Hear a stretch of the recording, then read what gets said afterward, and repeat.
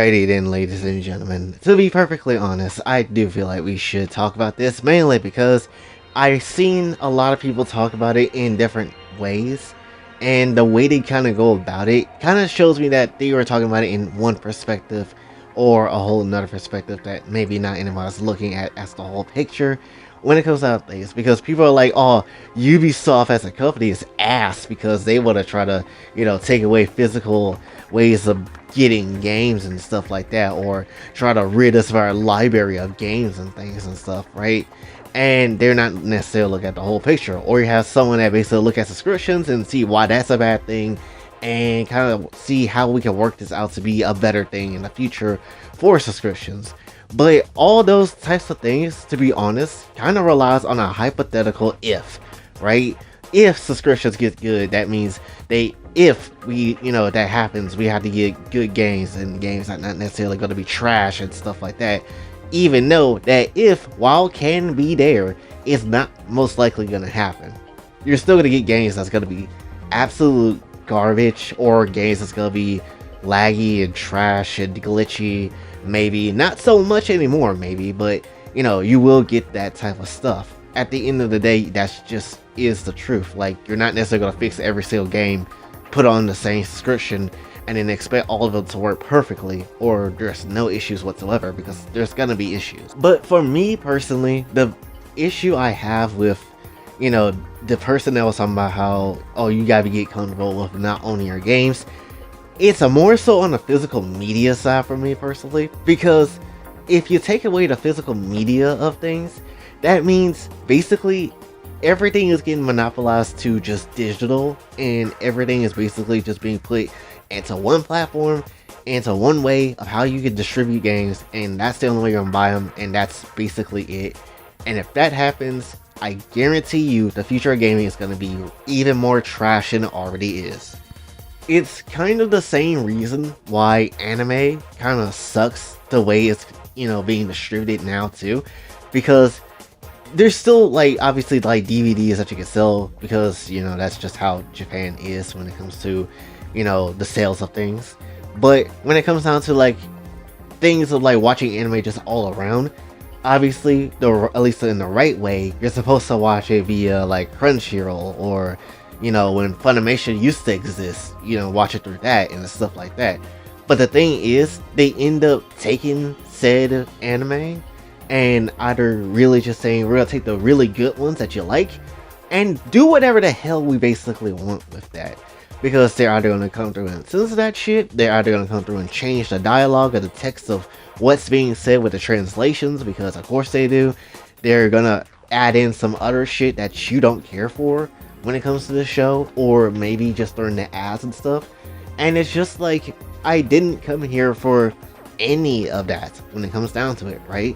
And that's also another reason why I feel like putting everything on the subscription model is going to be trash. I feel like that games can honestly just be forcing you to give you something that you don't really want when it comes down to it, right? And that's kind of is a scary part of it, because it kind of reminds me of the $70 price tag that games are on now, and we don't really have a say against it, because they're just yeah, games are more expensive, sure, and that's understandable that you want to get more money, but there's other ways of how you can do it. Or when let's say a game basically flops because no one wants to play that horse shit, but then they try to get mad at the consumers because their game flops, even though the game may not sell well because it's not necessarily what somebody wants.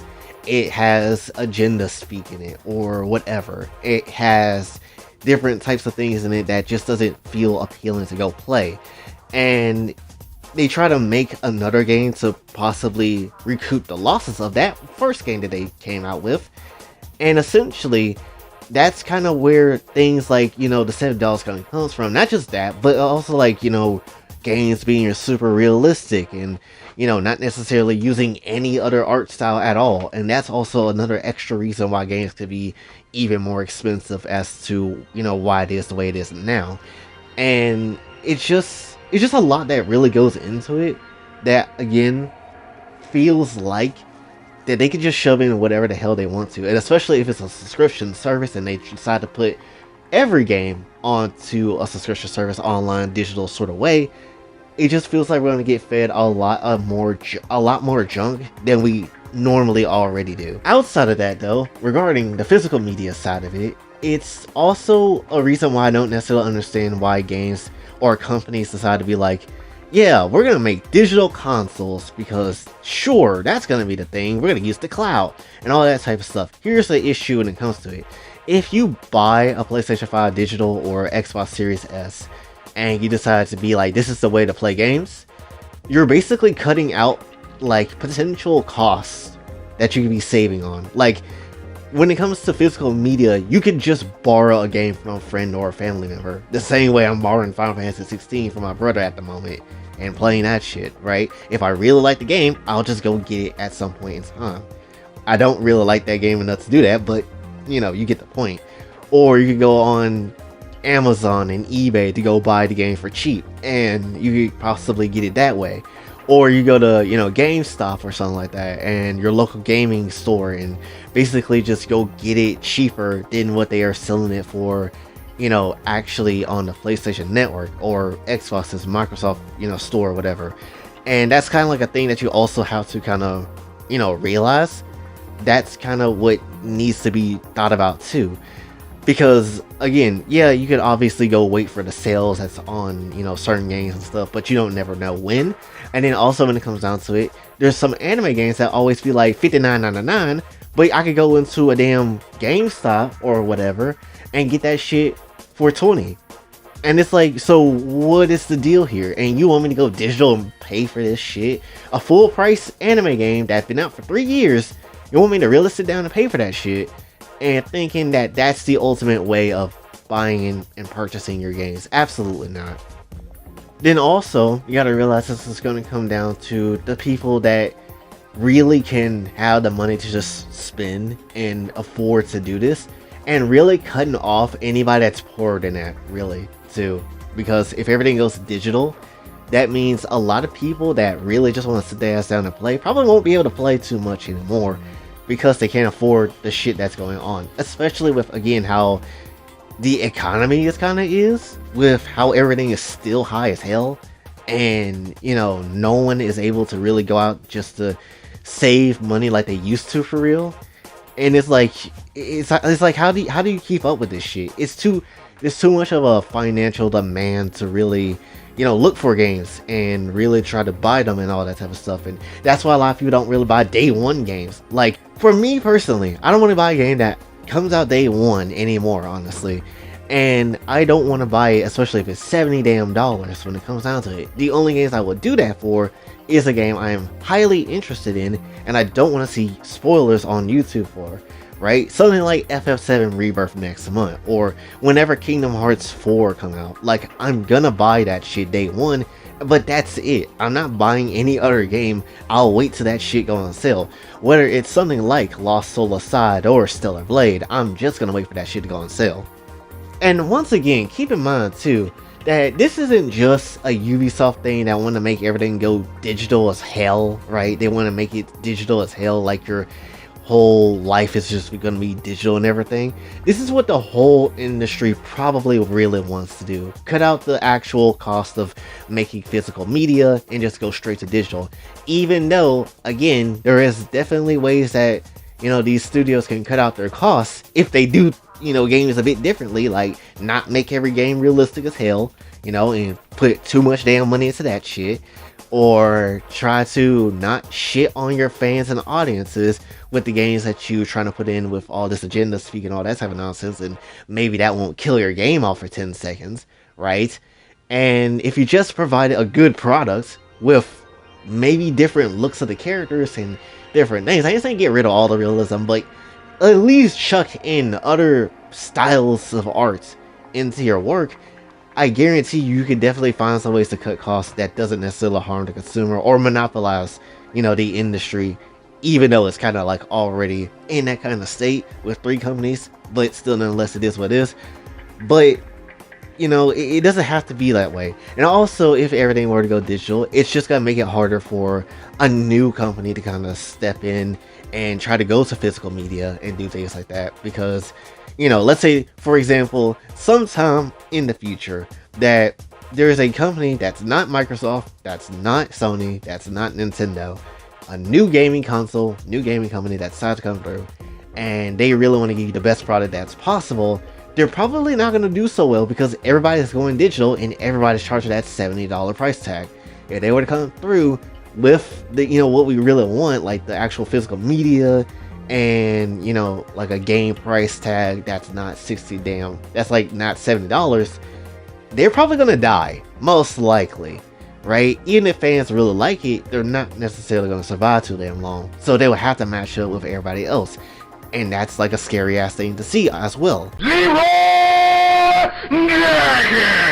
But you understand the point. The point of all this basically comes down to is that if we lose physical media of games, which they're trying to do, most likely 9 times out of 10, it's going to be a bad decision. It's going to really hurt consumers in the long run. You already let the $70 price tag happen, right? You already let that shit happen when there's other ways to make money and to recoup your losses if a studio.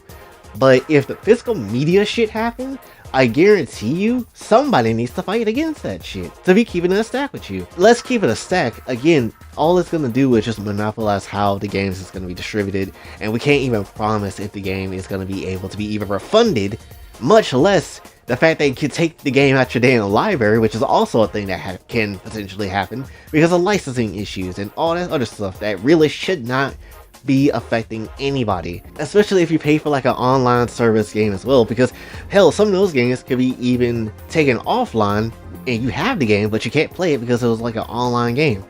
And that's like a whole nother thing that kind of really sucks as well, that game preservation and people of that sort has been trying to figure out a way to do, but there has been nothing, unfortunately, when it comes to it. So again, there's a lot of parts to this whole discussion that I feel like plenty of people are completely missing when it comes to it, and not everybody is talking about it in the in-depth way that I feel like they should, because physical media is a lot to kind of consider to take away, and taking that away, taking more choices and options away to get games and stuff like that, and just things in general, would be just detrimental to the future and basically just rob us of what we paid for, right?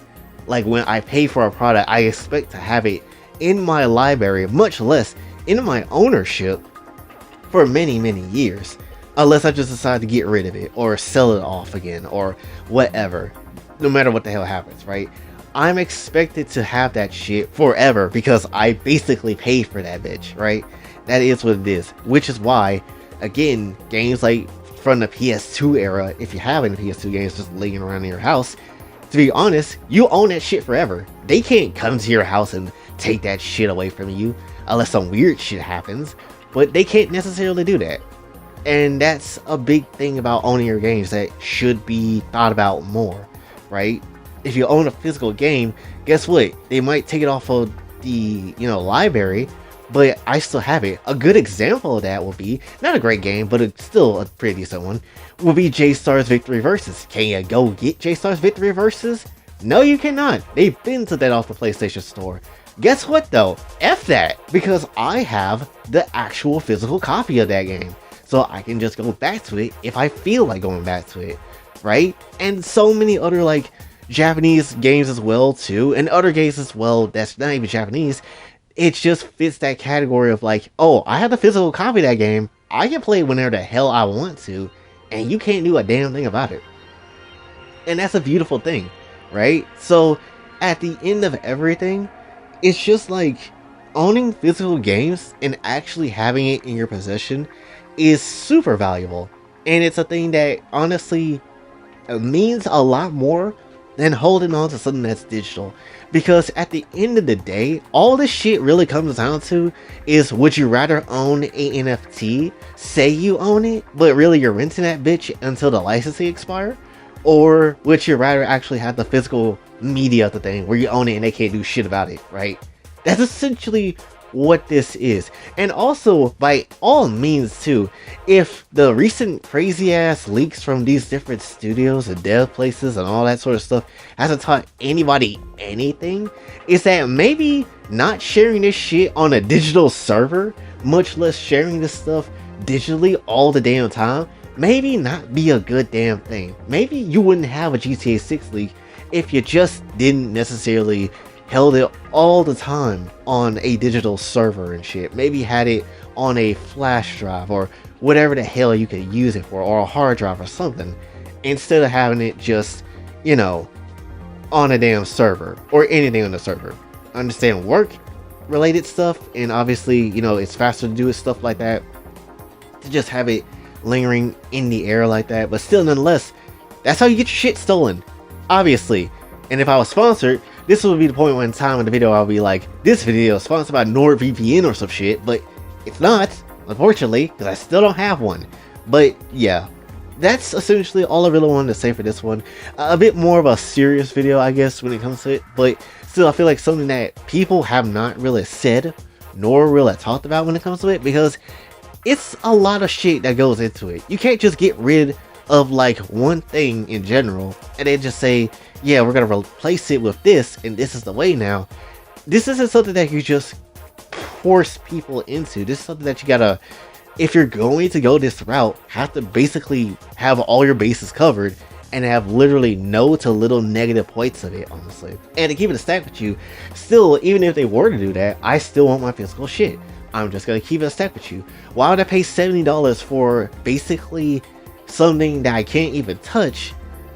And you know, basically, why would I pay for that when I can pay same price for, you know, something that I can at least touch and physically own, right? At this point, even paying $70 just for the game don't even feel like anything anymore. Like, you have to go get the collector's edition or whatever to actually make it feel like your purchase is worth it at this point. Because again, you don't know if the game is going to be, you know, shitty, it's going to have glitches or frame rate problems or lag input issues and all that type of stuff. And at least if you have a collector's edition, hey, at least I got a damn statue out of all this, or I got a body pillow, or an honor hole, whatever the hell works, honestly, that you can do to sell games. It is what it is. But you get the point. But that's basically all I really want to say for this one. So hopefully you did enjoy. If you did, be sure to like, subscribe, hit the notification on your way out. Also follow me on the socials. And if you'd like to donate to the channel, Kofi and Cash App is available as well. And until then, it's boy Jay, signing off. Have a blessed day.